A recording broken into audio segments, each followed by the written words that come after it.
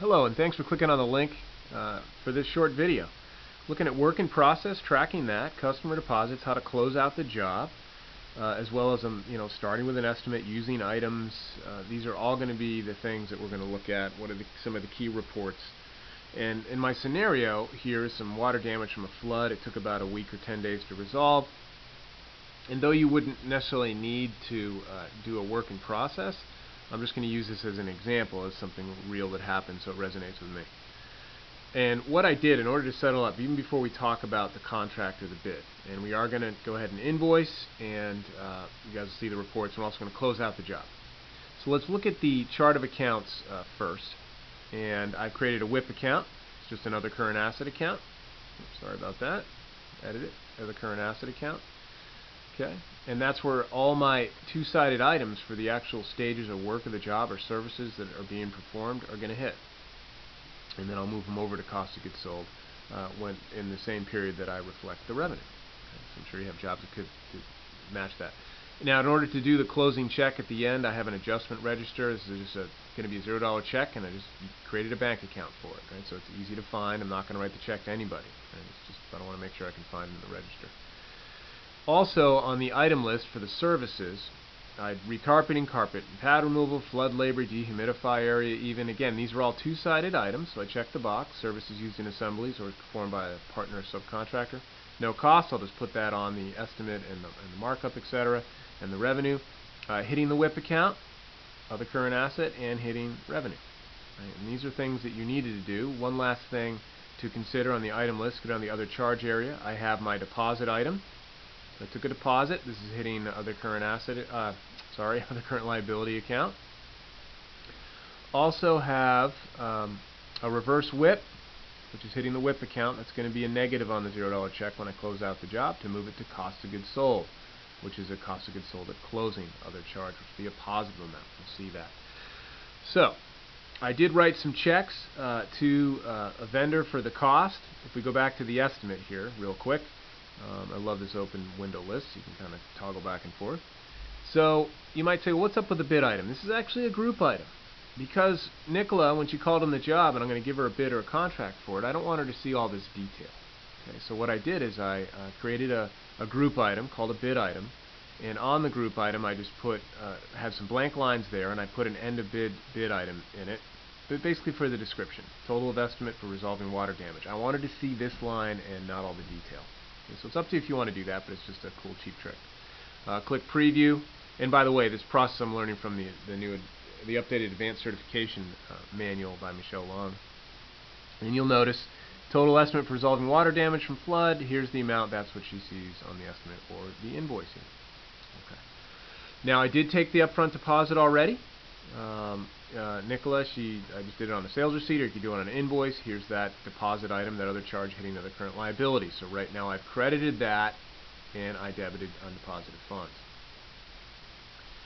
So I also ran some reports. The key reports here are WIP and customer deposits that I created from a customer summary report, job estimates for actual and job profitability details. So I have my WIP and the customer deposit. You might say, well, where did the WIP come from? Let's drill down.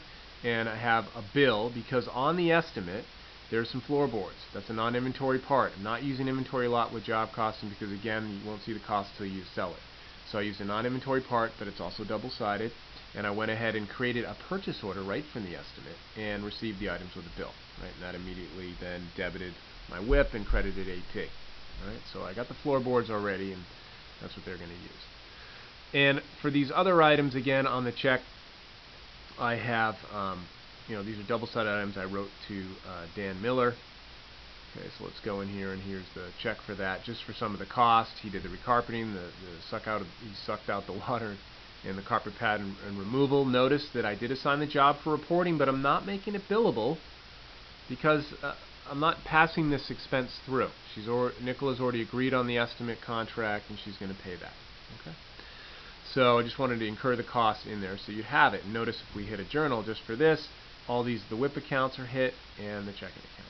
So now I'm not hitting any expense yet at all. Now on the estimate versus actual and profitability detail, let's say, you might say, well, how did you get your cost in here? And that's because typically these look at income and expense accounts. I went to filter and removed the account filter. So it's looking at all accounts. Right? That's why it's seeing it. So let's do the deal. Right? Let's incur the costs and then we'll close out the job. I'm going to do bring up my WIP and customer deposit report. I'm going to go to banking write checks. I am doing Control N. About that. Not going to choose a name. I am going to choose the adjustment register bank account. It should be $0 check. No name here, and I'm going to choose items. And I want to go and do the other charge items here. The first one will be the WIP, and it's going to be a negative. Let's see here. What did I have? $28.50. Okay. So a negative $28.50. And the cost of goods sold, the other charge account hitting the closing cost of goods sold at closing, this would be the $28.50, and I'm signing the job. Not making it billable, again, just so it shows up there. I'm going to go ahead and click Save and Close. Okay. So that's the WIP and also the customer deposit. I got to remember $300, so I've got to get that back on the final invoice.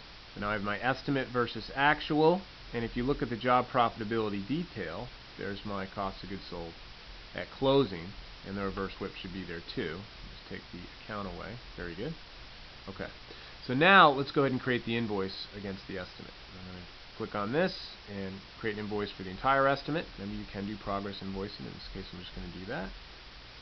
And at the bottom, I'm going to put down the deposit she had. Other charge item.